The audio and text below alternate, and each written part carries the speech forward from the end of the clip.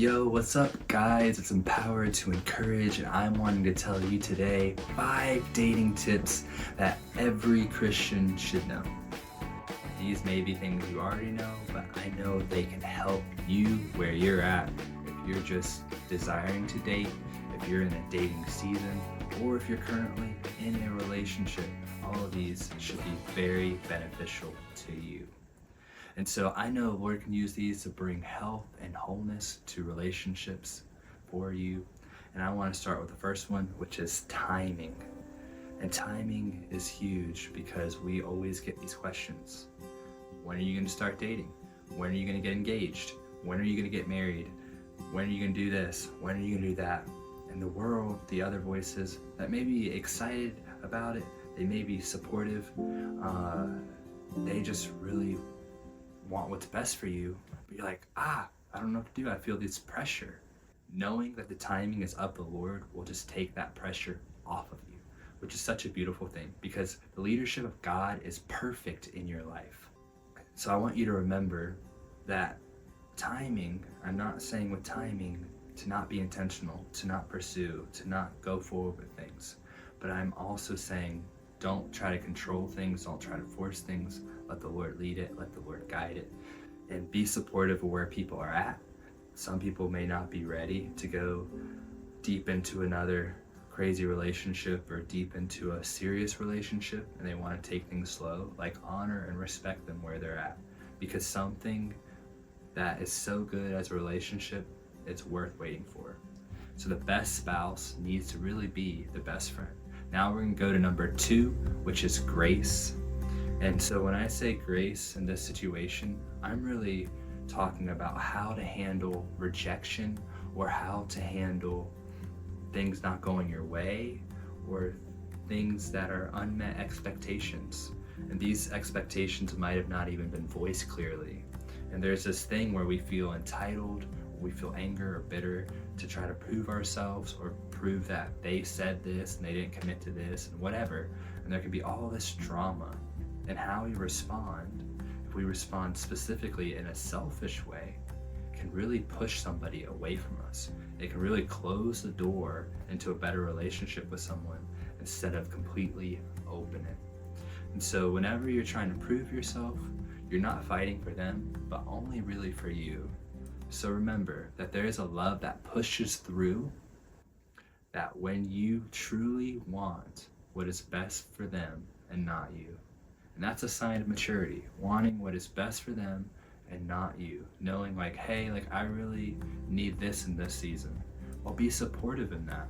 Don't just be like, don't worry about that. That's not worth anything. Let's keep dating. Like be supportive of where they're at and be there and give them everything that they need to be able to grow in their person. Give them everything that they need to grow and to be who they are. Because your goal as a spouse to get married, which of course dating leads to marriage, is to be supportive, to be encouraging, to be someone that will be there for them no matter what. So number 3, space. And so I know I said be there for them no matter what. Y'all aren't married yet. So we really need to bring more space in our dating relationships. We do not need to spend time with each other 24/7. We're not married yet. We're still our own person. You're still your own person with dreams, goals, visions, and aspirations. You have friend group, you have responsibilities, you have jobs.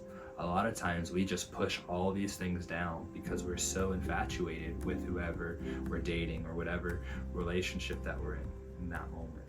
And I encourage you, space is a good thing. And see, what comes against the idea of space is really a fear or a lack of trust, and knowing that the God of the universe would help this relationship work out. Really, you need to know you do not need to text or call every single day, every single moment, because you have to trust God that they are in His hands. And if He wants to give you such a gift as their heart, He will. And so I don't have to worry about somebody else stealing this person or somebody else dating this person or somebody else convincing them of this or convincing them of that, or if I'm not at this event, something might happen. Like that fear can just be dropped because the Lord can handle it. He is big enough for this. And so you just have to surrender. And so that space can bring about that surrender, which can bring about healthy relationships. Next one is prayer. Prayer initiates the perfect leadership of God in your life. Like, we should be praying without ceasing, praying all the time. And praying partners ourselves, our spirit, our minds, our hearts with God and His will for our lives. He will ultimately lead you in pursuing your spouse, pursuing who you're dating, your dating relationship, everything. He knows it all. So get to know Him and He will reveal what you should do. So continue specifically to pray not just for them and who the Lord's making them to be, but pray that the Lord will make you into the godly person that is ready for what you're desiring, ready for a relationship, ready for a marriage, ready for a family. Keep that in mind. Last one, but not least, dwell. Like, our desire is to dwell in the presence of the Lord, to literally walk that out as pockets of heaven everywhere we go. And so we have to know we have nothing to prove, because when we are in the presence of the Lord, we know that we're accepted, we know that we're loved, we know that we're not alone. And so we have to let the love of Jesus truly overflow, because we're loved by the God of all creation. And so when I say this, we want to do this aspect of dwelling in His presence in relationship. We want to keep God in the center. We want Him to lead, Him to guide, Him to set the bar, Him to set the pace. Let Him truly lead the relationship, because that's where it's truly going to be the healthiest. That's where it's truly going to be successful, if our focus is on Him. Because by running after Him, you guys get closer together, which is so beautiful. So I'll end by saying, by drawing closer to God, you will draw closer together. So I hope that helps. If we're going to go over them again, it would be timing, grace, space, prayer, and dwell. I hope those tips help you.